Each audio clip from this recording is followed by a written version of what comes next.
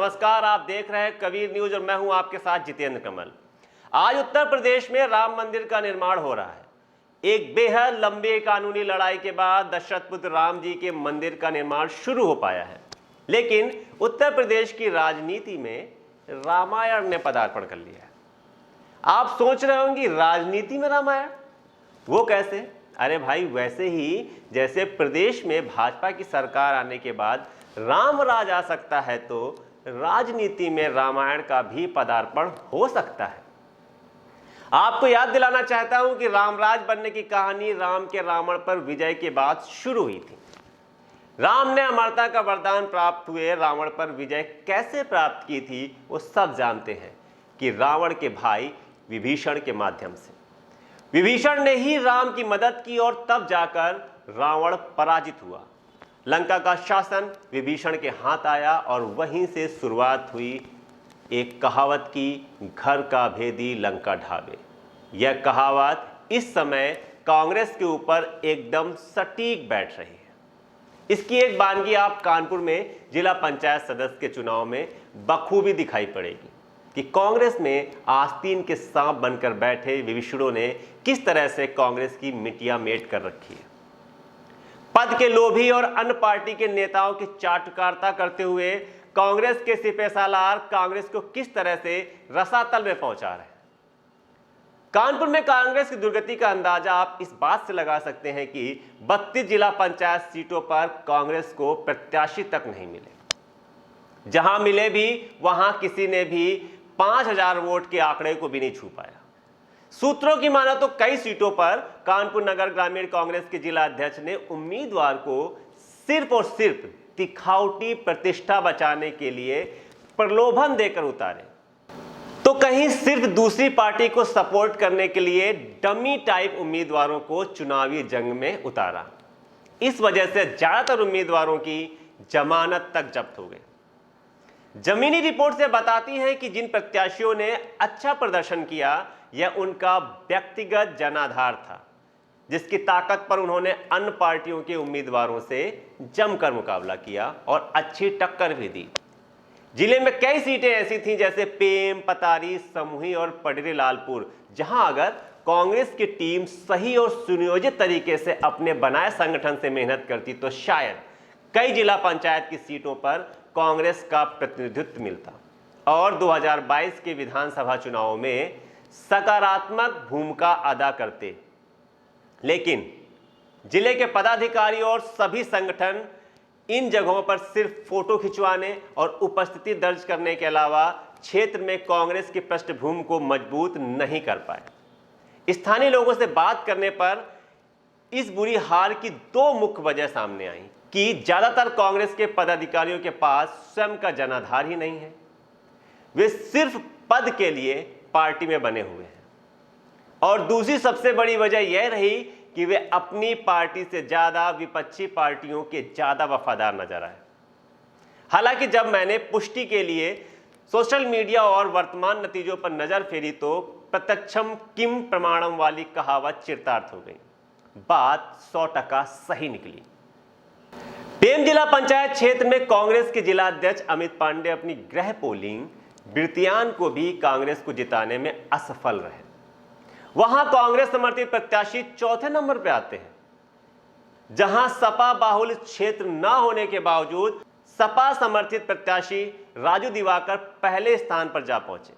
इसके बाद भाजपा समर्थित प्रत्याशी अवधेश कोरी, तीसरे स्थान पर बसपा समर्थित प्रत्याशी प्रशांत अहिरवार और चौथे नंबर पर कांग्रेस समर्थित प्रत्याशी अनुज कमल आते हैं। यहां एक बात और गौर करने वाली है कि अनुज कमल का यह स्थानीय क्षेत्र है। उन्हें जो भी वोट मिले, यह कह सकते हैं कि ये उनके व्यक्तिगत समर्थन के वोट हैं, ना कि कांग्रेस पार्टी के। वहीं अगर स्थानीय लोगों के बयानों को आधार बनाकर देखा जाए तो ग्रामीण कांग्रेस के जिला अध्यक्ष की दिलचस्पी अनुज कमल को जिताने में कम और अपने अन्य पार्टियों के नेताओं से संबंधों को प्रगाढ़ करने में अधिक रही। बकौल अनुज कमल, अगर क्षेत्र में अन्य पिछड़ा वर्ग और मुस्लिम वोटर के ऊपर फोकस किया गया होता तो परिणाम कुछ और होता। लेकिन यहां कांग्रेस के कुछ पदाधिकारियों की विभीषणी प्रवृत्ति के चलते परिणाम हार में तब्दील हो गए। उनका कहना है कि जिला अध्यक्ष अमित पांडे ने चुनाव से पहले अपने किए हुए हर वादे से मुकर गए। हर आश्वासन को शायद किसी विरोधी पार्टी के प्रलोभन में भूलकर सिर्फ औपचारिकता ही निभाते रहे। अनुज कमल ने यह बताया कि कांग्रेस पार्टी की तरफ से चुनाव में कानपुर नगर ग्रामीण की पूर्व अध्यक्ष उषा रानी कोरी जी ने हर क्षण पूरे समर्पण के साथ मदद की, जिसके चलते भी शायद अपने पद विरोध के चलते अमित पांडे ने उन्हें किसी तरह का सपोर्ट नहीं प्रदान किया। कांग्रेस के पदाधिकारियों के रूप में भाजपा से प्रेरणा लेने वाले कई विभीषण पदाधिकारी बैठे हैं। इसका जिक्र कानपुर ग्रामीण कांग्रेस की पूर्व जिला अध्यक्ष उषा रानी कोरी के द्वारा भी किया गया है। इन्हीं विभीषणों ने प्रदेश अध्यक्ष पर अनर्गल दबाव बनाकर उषा रानी कोरी को अचानक पंचायत चुनाव के 1 महीने पहले ही अध्यक्ष पद से अपदस्थ कर अमित पांडे को कानपुर ग्रामीण कांग्रेस का अध्यक्ष बनाया था। पार्टी में दिन रात मेहनत करने वाली महिला नेत्री उषा रानी कोरी ने निरंतर संघर्ष कर पूरे कानपुर ग्रामीण में कांग्रेस को मजबूत किया था, लेकिन अचानक इस तरह से हटाए जाने से जिले की सभी जिला पंचायत सीटों पर इसके चुनाव नतीजे पर भारी फर्क पड़ा। अपने अपदस्थ होने पर पंचायत चुनाव के नतीजे के बाद उषा रानी कोरी ने प्रियंका गांधी को टैग करते हुए ट्वीट भी किए कि उन्हें कुछ कांग्रेस के विभीषणों की वजह से अध्यक्ष पद से हटाया गया। इन ट्वीट्स में उन्होंने अपने द्वारा किए गए कार्यों को भी प्रियंका गांधी को अवगत कराया। इस ट्वीट के बाद उषा रानी कोरी को भारी समर्थन भी प्राप्त हुआ। वहीं फेसबुक पर सौरभ पांडे नाम के कार्यकर्ता ने कांग्रेस के पदाधिकारियों पर तमाम सवाल उठाते हुए राष्ट्रीय सचिव को बिकाऊ और आशिक मिजाज तक कह डाला। उन्हें कानपुर ग्रामीण कांग्रेस के वर्तमान अध्यक्ष को नकली और अर्ध भाजपाई कहते हुए संबोधित किया है। सौरभ पांडे ने आरोप लगाया है कि अमित पांडे को राष्ट्रीय सचिव ने पैसे लेकर भाजपा के एक विधायक के कहने पर अध्यक्ष बनवाया था।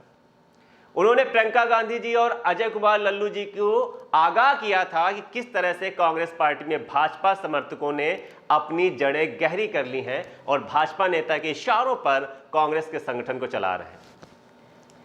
इतने गंभीर आरोप की पुष्टि कबीर न्यूज नहीं करता, लेकिन कानपुर नगर ग्रामीण कांग्रेस जिस तरह से विभीषणों के हाथों में गुलामी करने को मजबूर है, इसका दर्द कांग्रेस के हर सच्चे समर्थक अपने सोशल मीडिया प्लेटफॉर्म पर बयां कर रहा है। इन सबके आरोपों और आधारों पर यह कहा जा सकता है कि जिला पंचायत में कांग्रेस की हार हुई नहीं, उसे कांग्रेस में शामिल विभीषणों ने हराया है या कहें हरवाया है। कांग्रेस ने 2017 विधानसभा चुनाव समर की शुरुआत 27 साल यूपी बेहाल के नारे के साथ की थी, लेकिन हाथ आई थी केवल 7 सीटें। अब 2022 विधानसभा चुनाव के पहले पंचायत चुनाव को सेमीफाइनल की तरह देखा जा रहा था, लेकिन यहां मिली भारी असफलता पर आज समीक्षा का वक्त।